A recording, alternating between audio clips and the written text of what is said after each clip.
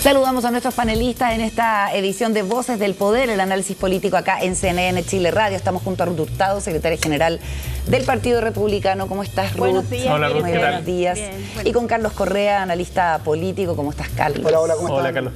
Bienvenido. Gracias. Bueno, tenemos harto tema. Tenemos lo que las reacciones a la revelación de la relación del ministro de Hacienda, Mario Marcel, con la candidata Carolina Toá.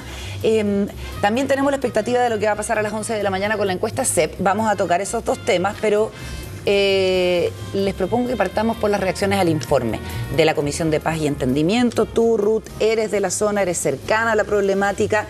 ¿Cómo han visto, por una parte, el trabajo de la comisión y por otra parte, la reacción política que ha habido? Ruth.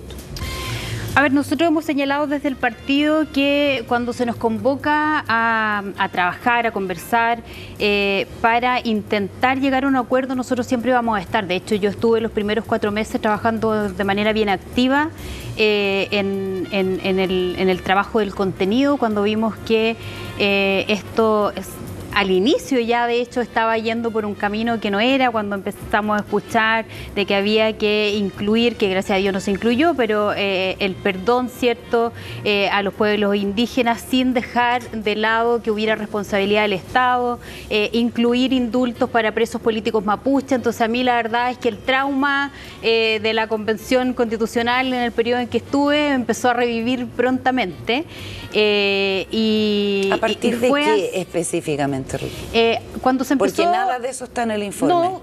No, hay algunas cosas que sí quedaron, con cambios de nombre muy suspicaces, todo lo que tiene que ver con la autogobernanza en las comunidades, sus territorios internos, que es el punto 2, ¿cierto?, que establece la recomendación.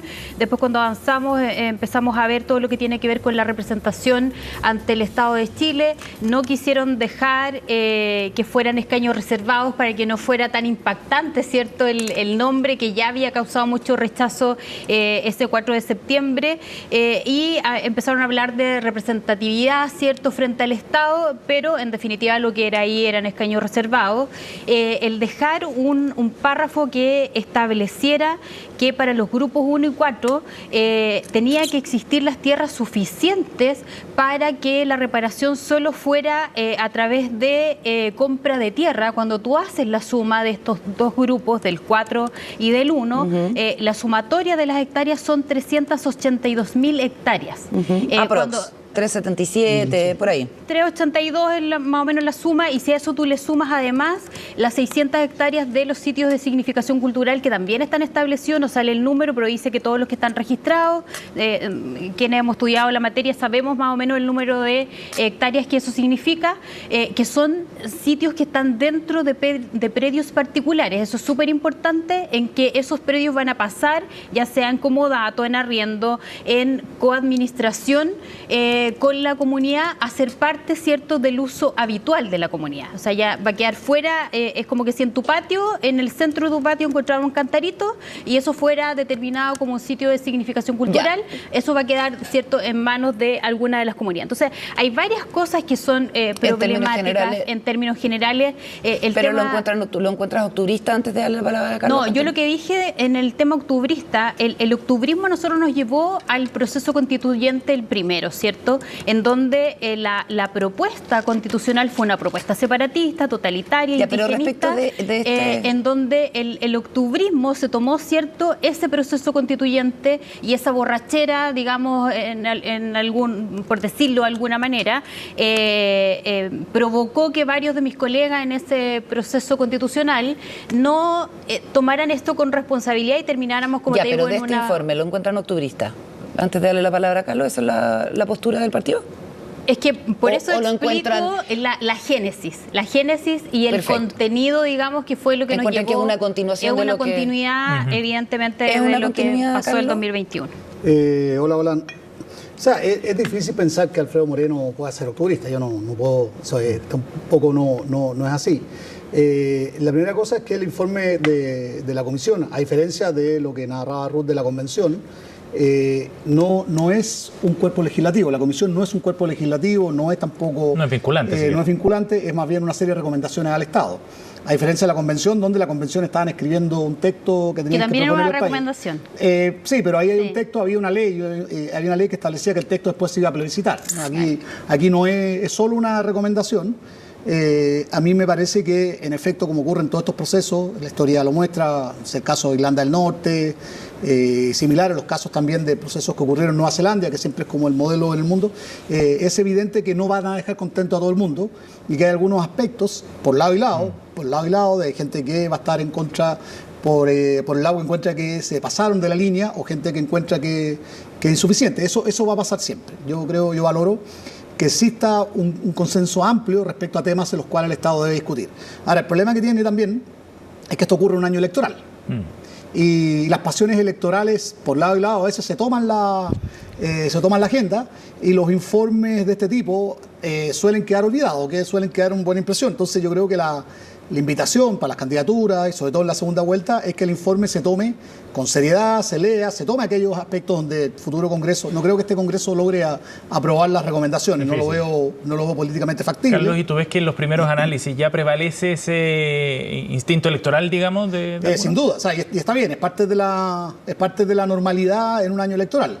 Y es evidente también de que dentro del sector de la derecha, donde hay una competencia fuerte entre tres candidaturas que marcan bastante, vamos a ver cómo viene la CEP hoy, se van a revelar estas cartas, existe también la preocupación de no perder electorado que pueda sentir que este informe es una sesión y que este informe, en efecto, como decía Ruth, puede constituirse en una especie de continuación de la convención. Yo creo que es un sentimiento que está muy instalado en muchos electores de derecha y evidentemente eso hace que las candidaturas tengan que tomar de repente posiciones duras, pero creo que el fragor electoral, creo que después con la calma se va a valorar. Yo lo encuentro un tremendo esfuerzo. Creo que es de los mejores que se han hecho en Chile en términos de propuestas para resolver el problema de la Araucanía. Estábamos compartiendo recién en la pantalla y aprovechamos de decirlo, dame un segundo, Ruth, que es público el informe, que está en el sitio web www.comisionpazyentendimiento.gov.cl para que cada cual pueda mirarlo y pueda sacar sus propias conclusiones en estos 5 ejes que tienen las 21 propuestas que se digamos, propone el informe. A pesar, Carlos, de que una figura tan central para Chile Vamos como Alfredo Moreno esté en la comisión, porque esto también viene de Chile Vamos, no solamente del Partido Republicano. No, sin duda. Y del comando de Evelyn Matei. No, a Alfredo Moreno nadie puede decir que es un hombre octubrista ni que le gustaba la convención. Yo creo que, no supongo, estoy seguro que votó rechazo. Él mismo lo ha dicho. No, y además así fue ministro Piñera y en general él tiene una posición bastante cercana, además de eso, a varios grupos económicos. Yo tengo la sensación nuevamente que esto está tomado por la agenda electoral y después que pase la tormenta electoral, el gobierno que gane, del color que sea, va a mirar el informe y espero que lo mire con altura de mira y en el momento del nuevo Congreso que finalmente el que tiene que tomar la decisión democrática, porque insisto, el informe no es, a diferencia de lo que era la convención, el informe no es una actitud, no es un acto legislativo, no es tampoco lo que va a pasar, lo que dice ahí es lo que va a pasar, sino es una serie de recomendaciones y por tanto creo que tiene que ser analizado después de las elecciones y ahí es donde se deberían tomar las mejores cosas. Yo valoro bastantes cosas del informe que valoro, hay otras que también obviamente encuentro que a lo medias cojas. Yo valoro enormemente que se reconozca que en efecto hay que restituir tierra y que hubo un despojo y que es necesario que el Estado, que los privados, que la sociedad en sí haga una restitución. También el tema que se reconozcan temas que ha sido súper difícil respecto a, y que además está establecido en el convenio 169 respecto a la autonomía de los pueblos originarios en muchas de sus decisiones, siempre y cuando no choquen con el Estado de Derecho, y creo que eso evidentemente no puede llegar a lo que está en la convención. Yo fíjense que también, y en eso estoy de acuerdo, probablemente Ruth vamos a estar de acuerdo, que el informe yo creo que debe ser un poquito más duro respecto al terrorismo. Creo que en ese tema creo que debe ser un poco más duro. Ese es un punto que muchos echan de menos, Ruth. Efectivamente, cuando uno revisa las bases, si bien en los 6 puntos que estaban determinados como trabajo de la comisión, me parece que en el tercer inciso hace alusión a que aquí hay 3 problemas fundamentales, digamos, principales, de los cuales se tiene que hacer cargo el Estado. Que por una parte es la violencia, por otro lado, cierto, todo lo que tiene que ver con la problemática mapuche, pero también con la pobreza. Si tú no te haces cargo de lo primero, si no restableces el Estado de Derecho, en lugares donde el Estado hoy día no puede ingresar, donde hace poquito, ¿cierto?, Víctor Queipul reconocía que él fue parte de esta comitiva de bienvenida o pseudo bienvenida a la exministra, a Siches, digamos. Te das cuenta que ni siquiera un ministro de Estado con toda la comitiva necesaria puede ingresar a un lugar. Es lamentable cuando además tú ves en este mismo informe, hay un informe y espero que suban también los anexos de cómo se ha ido gestando la ley indígena, de cómo se ha ido aplicando los conceptos y el procedimiento de la compra de tierras. En la misma Temucuicui, por ejemplo, una comunidad que tenía títulos de merced solamente para reivindicar 250 hectáreas, que hoy día el Estado de Chile le ha entregado más de 3.000 hectáreas en 8 reclamaciones distintas, cuando hay un procedimiento súper claro que está establecido en la misma ley, en donde dice que una comunidad, para que pueda tener la reclamación, tiene que primero tener el título que le otorga, ¿cierto?, la posibilidad, que ya sea un título de merced o comisario, y luego dice que tiene que haber sufrido desmedro en la cabida territorial del territorio. Y eso no fue. Ellos estaban en posesión de las 50, de hecho, de las más de 250 hectáreas como comunidad Ignacio Queipul, y a lo largo de la historia... el trabajo de la comisión cambiar precisamente esa institucionalidad, porque con la creación de la agencia de reparación, por ejemplo... porque en las recomendaciones para los grupos 1 y 2 deja establecidos que ellos pueden reclamar hasta 3 veces sobre un mismo título. Entonces, además, no hay recomendaciones respecto a quienes pueden quedar exentos de reclamar. ¿Por qué por ejemplo, en el caso de las víctimas, sí dice que las víctimas que en algún minuto tuvieron algún conflicto con el Estado, o sea, demandaron al Estado, por ejemplo, ya el caso de la familia Lutzinger, ellos no podrían entrar a este fondo de reparación porque ellos ya tuvieron un juicio, ¿cierto?, con el Estado. Entonces, ¿por qué todos estos comuneros violentos que han participado en usurpaciones, en tomas, en asesinatos de personas, que tienen juicios, digamos, con cumplimiento condena, en otros casos están con penas ya, digamos, cumplidas, en otros están en ejercicio, en otros están esperando sentencia? ¿Por qué ellos no quedaron inhabilitados para poder seguir reclamando tierras? ¿Por qué se les da una tercera posibilidad, ¿cierto?, y recién en la cuarta se bloquea? Y solo aquellas comunidades, que también me parece mal, que aquellas comunas, que son 6 comunas entre la provincia de Arauco y la Araucanía, que no tienen ningún título de merced en ningún conservador. De hecho, ustedes lo pueden ver, la Comisión de Paz se basa mucho en el informe de este informe que hicieron de Buen Trato, Historia, Verdad Histórica y Buen Trato. En el gobierno del presidente Lagos. El presidente Lagos. Y de hecho ahí establece cuántos eran los títulos de merced, se establece cuánto eran las hectáreas que se supone que estaban adeudadas. Recordemos que también en un periodo de la historia hubo un momento en que se levanta, ¿cierto?, esta interdicción a los mapuches, y que ellos pueden eran poseedores del dominio, por lo tanto podían entregarlo. Hoy día los siguen tratando como interdictos porque lo único que les permiten es poder grabarlos con algunos, celebrar algún tipo de contrato, no el contrato de compraventa, sino que solamente contratos de arriendo, contratos de usufructo, mera tenencia.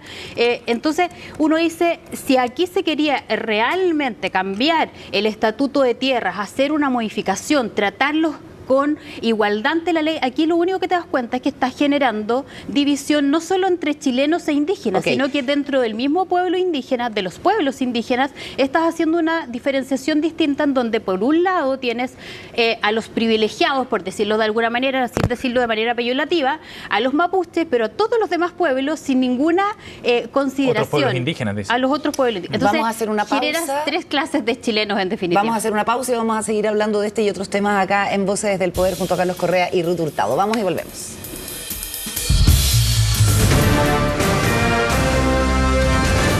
Hacemos una pausa y ya regresamos con CNN Chile Radio, AM.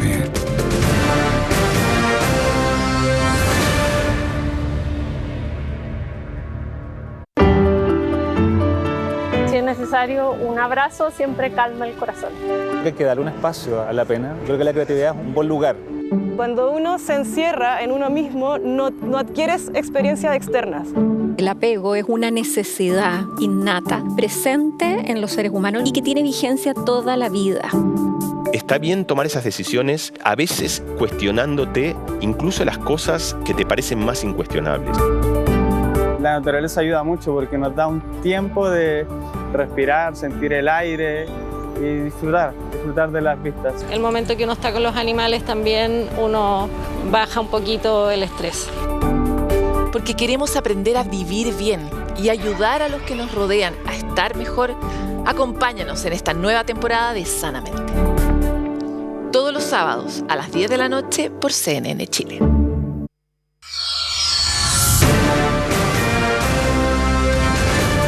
Estamos de regreso en CNN Chile Radio. AM.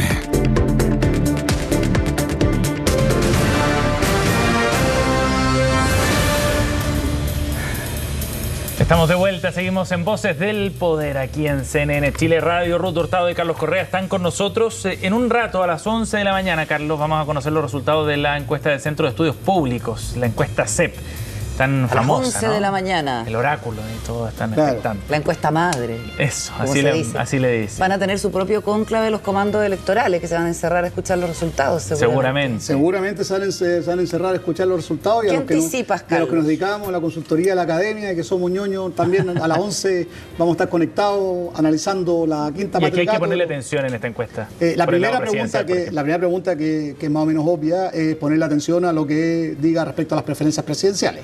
Porque hay tesis de todo tipo. O sea, la subtesis es si en efecto los candidatos de derecha están 1, 2 y 3, que es lo que dicen todas las encuestas, porque la CEP es mucho más amplia y además desde el punto de vista metodológico, aparte de la metodología que es muy buena. Y la fecha de la muestra también. Exactamente, claro. Exactamente. La CEP, la muestra que hace es mucho más amplia que todas las otras encuestas. En general, todas las encuestas que conocemos, sin desmerecerlas, tienden a ser concentradas en núcleos urbanos o comunas grandes. La CEP es nacional y representa también al mundo rural, que en Chile no deja de pesar. En Chile son, 20, 30% del electorado que queda fuera normalmente de las muestras que toman las encuestas como la Academia, Criterio, semanales y similares, sin desmerecerlas, sino que es un tema también de universo. Y por tanto vamos a saber exactamente cuál es el grado de penetración, de conocimiento de las candidaturas que están como las más llamativas. Ese es el primer punto. El segundo punto, que es más sociológico, pero también es interesante, es una pregunta que la CEP ha hecho hace mucho tiempo y que es un tema de campaña, que es cómo el Estado debiera abordar el tema de seguridad ciudadana. La CEP hace mucho tiempo le pregunta a los ciudadanos cuánto valoran la seguridad ciudadana versus los derechos, por ejemplo. Y también cuánto valoran la democracia versus algunas opciones más autoritarias. Y también cuánto valoran las instituciones políticas y cuánta credibilidad le dan a los procesos electorales. La CEP lo viene preguntando hace tiempo y yo me voy a atrever, ojalá me equivoque, que los números ahí no van a ser muy buenos. Y la reflexión que va a haber después es que nuestra democracia, bueno, lo hablo en mi libro, que la democracia chilena está con una enfermedad media complicada, de pronóstico reservado. La democracia chilena no es un consenso como nosotros creemos que lo es. ¿Hay menos adhesión a la democracia? Hay menos adhesión, hay mucha desconfianza de los mundos políticos. O sea, hay en efecto un sistema político que requiere una reforma profunda y que nadie se ha atrevido a hacer porque cada vez que la que manda al Congreso sale toda licuada. Y además la gente requiere en materia de asuntos que son fundamentales, como la seguridad ciudadana, como el tema de las listas de espera y similares, no más filosofía ni más floreo, sino quieren soluciones concretas y además quiere gente que se ponga a trabajar. Y ese punto yo creo que hay que mirarlo en la CEP también, porque va a configurar como las estrategias de campaña. Ruth. A ver, nosotros siempre en el Partido Republicano hemos señalado que las encuestas obviamente te ayudan a situarte en una foto del minuto, pero más allá de eso nosotros estamos preocupados más de conocer el detalle. Si bien es importante, esta es una muy buena muestra porque no solo habla de las preferencias de los candidatos, sino que de los temas que le importan a los chilenos y la forma de tomar la muestra es muy buena, lo cual ese insumo es importante, pero nosotros nosotros estamos preocupados de ir todas las semanas al menos mostrando una o dos propuestas que vayan permeando en lo que hoy día la ciudadanía quiere, más allá de la pelea chica, de que este dijo, no dijo, de que si voy a primaria o no voy a primaria. Bueno, ese tema ya terminó, pero tuvimos una novela como larga en ese tema y el Partido Republicano ha estado enfocado en trabajar. Nosotros, tú decías, van a estar reunidos en un cónclave. Nosotros hoy día tenemos reuniones de trabajo agendadas desde antes y no las hemos cambiado, digamos, es importante conocer el contenido, evidentemente, pero no es lo que nos quita el sueño. A nosotros lo que nos quita el sueño es poder mejorar la calidad de vida de los chilenos, es que ellos conozcan cuáles son nuestras propuestas, y en eso hemos ido presentando las distintas propuestas en materia de seguridad, que es súper importante, pero también bueno para el comando de José Antonio Kast, considerando que ha venido creciendo en las últimas encuestas y que incluso Carolina Toá en algunas encuestas aparece tercera, antes que Kaiser? Sí, mira, nosotros en el periodo, en el espacio de tiempo en donde se tomó la encuesta, José Antonio todavía no aparecía de nuevo mucho en los medios. José Antonio en el parte periodo de esta encuesta CEP. De esta encuesta CEP. José Antonio parte con una estrategia más comunicacional el 3 de marzo. Y es ¿cuándo se toman los datos de esta CEP? Se tomaron durante entiendo que fue durante el mes de marzo. Sí, entiendo. Sí. Hay que verlo, perdón, hay que verlo como viene, Sí, pero lo lógico, tomando en cuenta las CEP anteriores, es que deberá ser en marzo. Sí, entonces la verdad es que probablemente si uno analiza solamente ese mes fue el que José Antonio empezó a dar a conocer su propuesta. El partido empieza a poner sobre la mesa temas que son importantes en la economía local, digamos, habitacional de las personas, el tema de las contribuciones, el tema de la lista cero en materia de espera, el tema de ayudar a la natalidad, este bono, ¿cierto? Y no solamente el bono, sino que además la sala cuna, teniendo algunas exenciones tributarias en lo que significa el gasto, que nosotros siempre decimos, las casas son como las empresas, pero no tenemos la posibilidad de deducir gasto como una empresa, además de todos los gastos que nos llevamos, ya sea colegio, universidad, comida, vestuario, cierto, nuestra declaración de renta en abril. Por lo tanto, también ahí hay una forma de poder colaborar en la economía familiar, en alivianando un poco la carga tributaria, digamos, a las familias o a la mamá en ese sentido. Y en eso hemos estado nosotros posicionando ciertas ideas. Ya hemos anunciado el tema de migración, el tema de frontera, el tema de salud, como les decía. Ha tenido protagonismo a partir de marzo en adelante. Ahora vamos a venir con otras propuestas más, dimos las de trabajo, ahora esperamos entregar las de vivienda prontamente. Carlos, y eso es lo que nos tiene ocupado. Yo le creo a Ruta, además bien Matea, ustedes lo escucharon antes el módulo anterior y se había leído el informe al completo. No sé. Pero van a estar igual con un ojo mirando la CEP.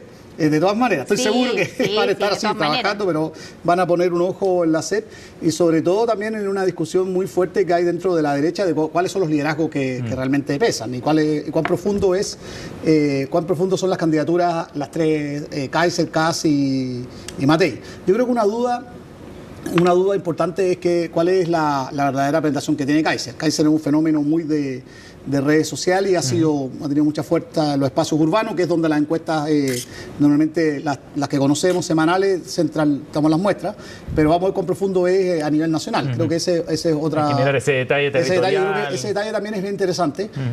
Y también dentro de la izquierda, cuánto ha aprendido la candidatura de todas, si efectivamente es tercero o no. Eso te iba a preguntar. Y ojo, que sea tercera no significa que va a ser la candidata. La primaria es un universo de la gente que va a ir a votar a la primaria. Y ese universo no necesariamente puede ser distinto al universo total por el que completamente es más voluntario. De hecho, Toá es muy fuerte en personas, en la mejor candidata a la izquierda, en personas que no apoyan al gobierno del presidente Boric. Y no está claro si esa gente va a ir a votar a la primaria. A lo mejor algunos colados, pero no está claro. Y por eso que tengo buenos números no significa que vaya a ser la ganadora. Que vaya a ser la ganadora de la primaria. Pero esa yo creo que es una pregunta también súper importante. Y además de eso, el punto de partida, ya que hay primaria y todo lo demás, yo diría que es el punto cero de la verdadera candidatura presidencial. De aquí en adelante ya es... Punto cero, sí, es importante. Oye, ¿por qué no hablamos de las reacciones que ha habido a esta revelación que hace Carolina todo el fin de semana de su relación sentimental con el ministro de Hacienda, Mario Marcel? Y han recurrido a la Contraloría personeros de la UDI porque dicen que aquí hay falta de neutralidad y que el propio gobierno estaría, digamos, atento a que sus ministros no abandonen la presidencia. De hecho, contabilizaron en la UDI la cantidad de veces que Marcel ha atacado a la candidata Evelyn Matei. ¿Creen ustedes que hay falta de presidencia, falta de neutralidad, un eventual conflicto de interés? Hay quienes dicen que incluso el ministro debiera renunciar. ¿Es la postura republicana, Ruth? A nosotros lo hemos señalado que el ministro Marcel debería haber renunciado hace un tiempo, no por su relación con la exministra, sino que más bien por lo desastroso que han sido sus cálculos en cuanto al cumplimiento tributario, a las deficientes presentaciones de su mejor directora de presupuestos de la historia. Su desempeño como economista se transformó en un desempeño político acomodado no al trasfondo, no a la técnica o al profesionalismo de un economista como lo era en el Banco Central, sino que más bien cayó en las redes de la política más circunstancial, y creo que eso le ha hecho muy mal a él. Él tenía una muy buena imagen, pero más allá de su relación con la exministra o con otra o con la que fuera, la verdad es que eso es algo de la vida privada y a nosotros no nos corresponde meternos en la cama de nadie ni en los gustos de nadie. O sea, no apoyarían... Siempre y cuando obviamente uno no ve una intromisión como la del ministro Montes del otro día, que casi que la apoyó directamente. Creo que eso no puede ocurrir. Obviamente yo creo que a nadie le cabe ninguna duda de que el ministro Marcel va a votar por Carolina Toá y de que va a ser su candidata, es evidente, pero de ahí a decir que el ministro está... ¿Te imaginas no votará por ahí? Bueno, a menos que terminaran, por ejemplo. No, pero era muy picado. Pero a lo que voy es que yo creo que en política hay que ser un poco más serio. Lo que tiene que ver con la vida privada, ¿Ustedes no apoyarían una cuestión como la que hizo la UDI? A menos que hayan elementos esenciales, o sea, elementos flagrantes, elementos contundentes, no los vemos. Hasta ahora no. Claro, Correa, ¿cómo ves tú todo mira, primera cosa asunto? Es evidente que acá conflicto de interés no sé por dónde puede haber. Primero, la norma al respecto es que los funcionarios públicos tienen que inhibirse en aquellos asuntos en los cuales tengan conflicto de interés manifiesto. Y todas las cosas que ha salido de Chile Vamos, por ejemplo, un alcalde que dijo que a lo mejor debía conseguirse más plata, unas declaraciones que no fueron muy felices y no tienen ningún sentido. Marcel es perfectamente criticable por su gestión como ministro de Hacienda. Lo que decía Ruth, yo tengo una opinión un poco más favorable al ministro Marcel al respecto. Pero no veo un conflicto de interés porque existe una relación de pareja con la ex ministra del Interior. Me parece que más o menos cae de cajón. Y no creo que las críticas a Matei que haya hecho el ministro Marcel están en ese contexto. Yo creo que las hizo porque la candidata Matei se refiere constantemente a temas de política económica, el acuerdo de CQM, el manejo fiscal. Y el hombre, que es ministro de Hacienda, se siente tocado, y lo que dijo él, yo le creo, cuando dice, mire, los temas que tienen que ver con los temas económicos, yo voy a opinar. Pero está claro que, dada la revelación, es recomendable la prudencia. Creo que si Carolina Toá gana la primaria, la situación del ministro Marcel es muy complicada, es lamentable. ¿Tendría que renunciar? Yo creo que es muy complicada, es muy lamentable porque creo que ha sido un muy buen ministro de Hacienda, pese a los temas de presupuesto que no son 100% responsabilidad de él. Ha sido el ministro que el país necesitaba después de todo lo que pasó la pandemia, porque tuvo una política fiscal restrictiva y tuvo la suficiente autoridad para pararse al presidente y decirle no gaste más. Eso es lo más importante y eso es lo meritorio del ministro Marcel, y eso es lo que la historia le va a reconocer. Pero está claro que si Toá gana la primaria va a haber una complicación, porque a él le va a tocar tramitar el presupuesto. Claro. Y si Toá es la candidata del oficialismo completo, la oposición, que estamos en año electoral, lo que decíamos, y aquí Ruth sí que se va a poner más dura, va a decir, no sabe que ni venga para acá porque no le vamos a aprobar el presupuesto al ministro porque usted es la pareja de la candidata del gobierno. De que pueda ganar y eso yo lo encuentro muy lamentable, porque tampoco hay tanto elenco reemplazo. Y nuevamente... ¿Elenco de reemplazo para quién? Para el ministro de Hacienda. No hay, y Chile necesita en el último año de gobierno un ministro de Hacienda solvente. Y en estos momentos de finanzas públicas con mayor razón. Y además en estos momentos también de que tenemos todas las dificultades que tenemos en el exterior, que ahora se suma... La guerra comercial. Se suma la guerra India-Pakistán, que no sí. Además, nos va a golpear igual. Nos va a golpear igual. Entonces encontrar alguien de reemplazo de esa envergadura política, de ese calado que pueda decirle efectivamente no gasten más, que presente un presupuesto equilibrado, no es tan sencillo. Esa es la parte que yo encuentro lamentable, porque creo que si gana la Toa es un poco difícil la situación de él. Y yo la verdad que lo lamento. ¿Debiera salir Marcel si es que gana la primaria Carolina Toa? O sea, que es una definición de fines de junio. Yo creo que es algo que tiene que evaluar para finalmente no hacerle daño a su gobierno, no hacerle daño al presidente. La discusión más importante en el Congreso todos los años es sin duda la discusión de presupuesto, y creo que eso va a estar cruzadísimo con la elección presidencial, porque si bien esto es en noviembre la discusión de presupuesto, las comisiones parten mucho antes, las conversaciones, las negociaciones parten aproximadamente en agosto, septiembre siempre, por lo que se va a ver muy cruzado con la elección presidencial, y creo que eso, lejos de hacerle bien a la posible candidata, le haría mucho daño, y creo que aquí también hay que lograr que la competencia sea lo más limpia posible en todos lados, y claro, para nosotros sería fantástico que él siguiera y tener un argumento, digamos, de fricción o de controversia, pero creo que, como lo dije hace un rato, aquí en política uno tiene que ser un poco más serio, y es la misma seriedad que también le pedimos a la gente del gobierno. Oye, se nos está acabando el tiempo. Mencionaste al pasar tu libro. Carlos Correa editó hace poco un libro que se llama Error en el Sistema, los causas del desastre actual de la política chilena. Lo tenemos ahí en pantalla. En pantalla, y la tesis principal por dónde va, porque lo que hemos visto es que hay resistencia a cambiar el sistema político. En 2 procesos constitucionales esto fue rechazado. Cuéntanos de qué se trata. Muy sencillo, la pregunta que se hace el libro, del punto de partida, que es el cambio del sistema binominal. Cuando se cambió el sistema binominal, se decía que la política iba a mejorar. Y 10 años después, la pregunta que hicimos con Planeta cuando ellos decidieron, nos metimos en esta aventura editorial, era si la política realmente mejoró. Y la verdad, la respuesta es claramente no. El libro no explora, no es un libro académico, no se mete sino que el libro lo que hace es que recorre 18 episodios de la política que han ocurrido en estos 10 años, de todo tipo, y que lo que muestran es que lo que antes era la excepción, las cosas folclóricas, cosas raras como la bajada del lago en el, ¿cómo se llama? En el PS, los dos procesos constitucionales, y que muestran que la política se degradó en cada uno de esos episodios, y están narrados como una revisión que muestra que, en efecto, estamos muy al debe en el tema. Yo personalmente pienso, leyendo los informes, porque yo me leo los informes que de repente que no quedan, que el gran problema en Chile son los partidos políticos. Los partidos políticos carecen de una institucionalidad fuerte.